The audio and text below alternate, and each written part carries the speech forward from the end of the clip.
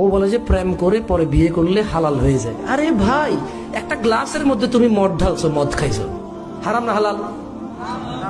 পরে তুমি একই গ্লাসে ধুয়ে পানি ঢেলে খাইছো, হালাল না হারাম? তো আগে যে মদ খাইছো ওটা হালাল হয়ে গেছে?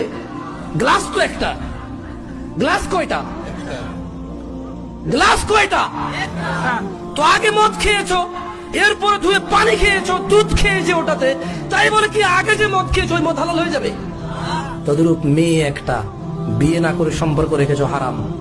মেয়ে একটা বিয়ে করে সম্পর্ক করলে আগের হারাম হালাল হবে না, ওটা গুনাহ থেকে যায়। ওটা কি থেকে যায়? ওটার জন্য মাপ চাইতে হবে। যেমনটা বিয়ে না করলে মাপ চাইতে, তুমি এই মেয়েকে বিয়ে না করলে এমনটাই মাপ চাইতে হবে।